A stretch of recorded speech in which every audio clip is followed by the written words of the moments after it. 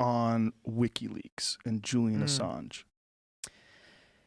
What happened with his arrest and all this stuff that just went down, I think poses a great threat to our freedom of the press and to our freedom of speech. We look at what happened under the previous administration, under Obama. You know, they were trying to find ways to go after Assange and WikiLeaks, but ultimately they chose not to seek to extradite him or charge him because they recognized what a slippery slope that begins when you have a government in a position to levy criminal charges and consequences against someone who's publishing information or saying things that the government doesn't want you to say. The government doesn't, sharing information the government doesn't want you to share. And so the fact that the Trump administration has chosen to ignore that fact, to ignore how important it is that we uphold our freedoms, freedom of the press and freedom of speech, and go after him, it has a very chilling effect on both journalists and publishers. And you can look to both those in the traditional media, but also those in new media, and also on every one of us as American. It was a kind of a warning call saying, look what happened to this guy. It could happen to you. It could happen to any one of us. Well, it's very transparent, too, because there's no real compelling crime for them to be going after him the way they are. There's not one thing that stands out, and the latest one is hacking. And some. Well, it's not even hacking, it's conspiracy. They're conspiracy charges. It doesn't make any sense that they would spend that much time going after that guy for those charges. Yeah. It's obvious and very transparent that there's another ulterior motive. Yeah. That ulterior motive is that he leaked a bunch of things that were incredibly embarrassing. That's right. And not only that, but I think it was Secretary Pompeo, Secretary of State, who said that they wanted to designate WikiLeaks and Assange as a foreign intelligence agency. So once you do that, then you're talking about a whole different category. So they're pushing out information, once again, that the government didn't want pushed out. And if the government then says, oh, well, now we're going to reclassify you as a foreign intelligence agency, then there's a whole different set of rules of engagement that apply there. Then you're no longer protected under, the freedoms that we hold dear, the freedom of the press. It's just such a disgusting way of framing things. Like, he's not a foreign intelligence agent. Yeah. He's a guy that got information and released it to the general public that the government wanted to keep private. It's really that simple. Yeah. Edward Snowden. Yeah. What is your similar situation? Similar situation. I don't think we. I remember the very day that I woke up in D.C., looked at my phone, started looking through the headlines, and saw those headlines about how the NSA was mass surveilling all of us and collecting our phone records, collecting our cell phone records, and Verizon, AT&T, T-Mobile, and I was shocked. So that was something that Snowden uncovered and released, something that I don't know that even as members of Congress we would have been aware of. So now that we were aware of it, then hey, we can take action to close those loopholes, to change those policies, to protect our civil liberties, to protect our Fourth Amendment constitutional rights as Americans. But was the NSA going to disclose that information voluntarily on their own? Absolutely not.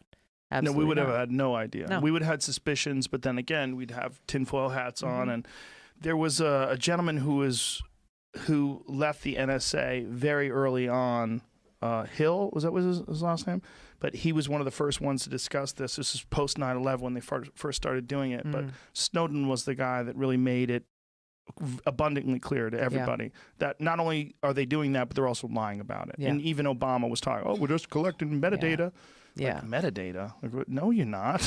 You're reading messages. You could do anything. Exactly. Like, this is just not an accurate assessment of what was going on. No. And it was outrageous to people. And you had, I think he was the director of the Department of National Intelligence at that time, James Clapper, who sat before a committee in the United States Senate and blatantly lied. Yeah. He was asked very directly, are you collecting this information? And he said no.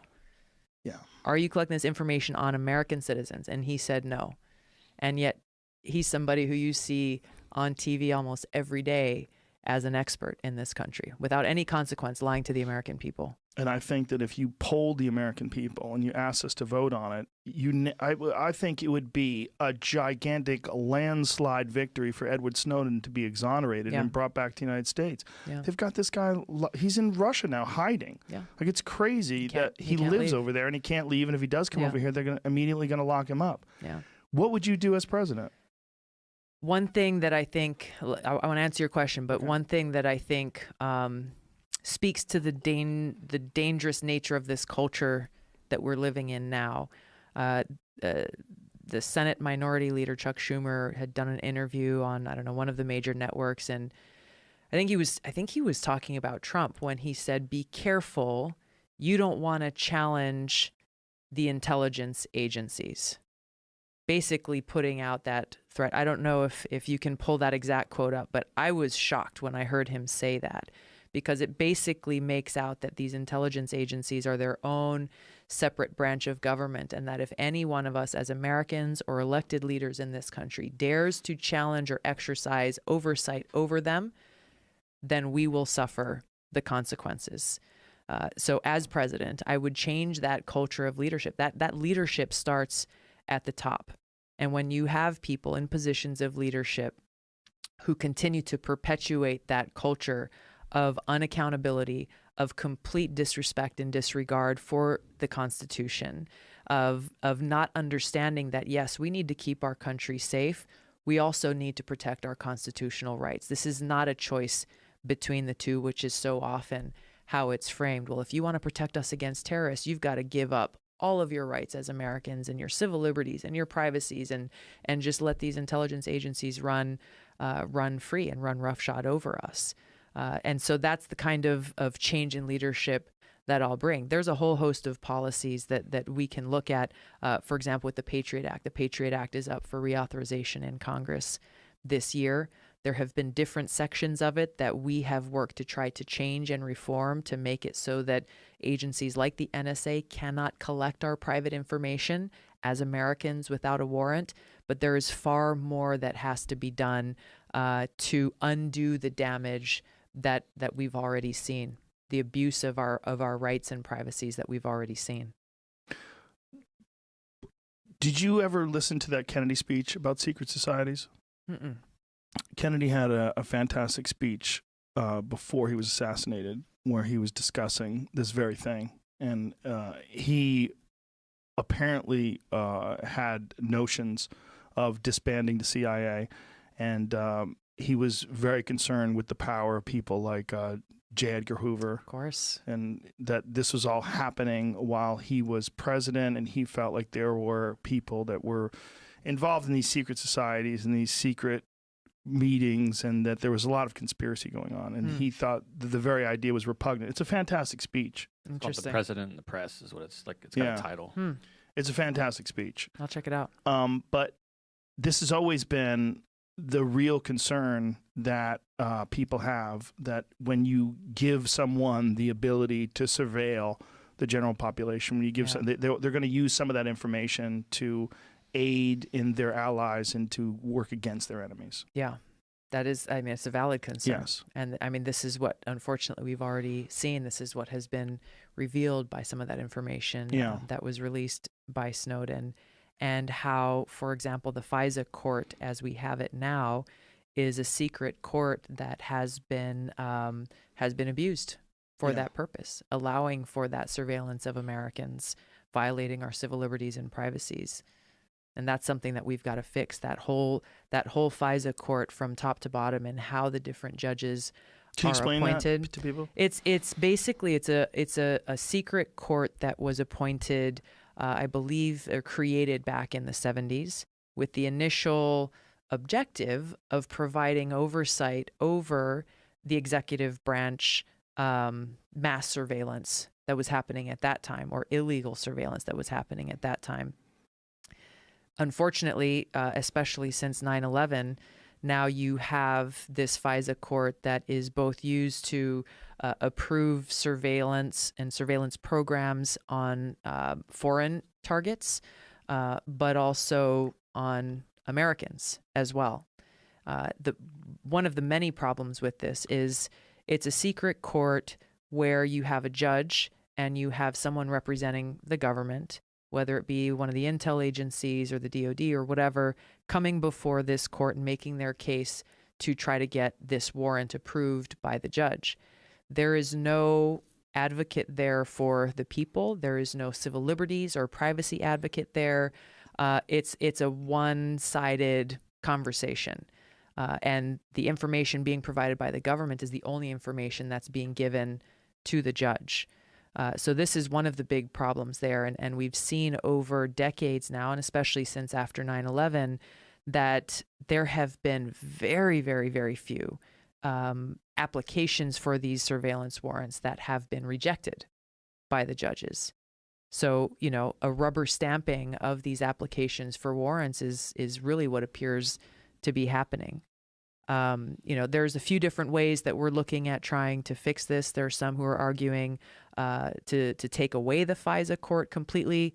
One of the concerns about that is that if we do that, then there has to be some other entity in place to exercise oversight over the executive branch and not allow them to conduct this surveillance, you know, willy-nilly as they please. So it's figuring out exactly what are the best reforms to meet that objective of providing that oversight, making it so that those warrants are given, you know, as needed, and making sure that all the information is being presented. And again, that FISA court was initially put in place to go after, to get warrants to conduct surveillance on foreign targets, not Americans. And that's been one of the biggest problems here with a lot of this mass surveillance is it's collecting our information as Americans illegally and unconstitutionally, because you can't do that unless you go through this process and you actually get a warrant based on evidence. What would you do about Julian Assange? What would you do about Edward Snowden? As far as what would you do once dropping the charges? If you're president of the world right now, what do you do? Dropping the charges. You drop the charges, but they're still going after him for something from Sweden in Julian Assange's case. Yeah. And so Edward Snowden would be the only one that you would be able to, right? Because unless you would influence... Well, the charges that the Trump administration is... putting on Julian Assange. Right, exactly. And it remains to be seen whether or not they will push for extradition. There's another charge that was, I think it was today, Sweden decided to go after him again for some sexual thing that they had decided to go after him many, many years ago.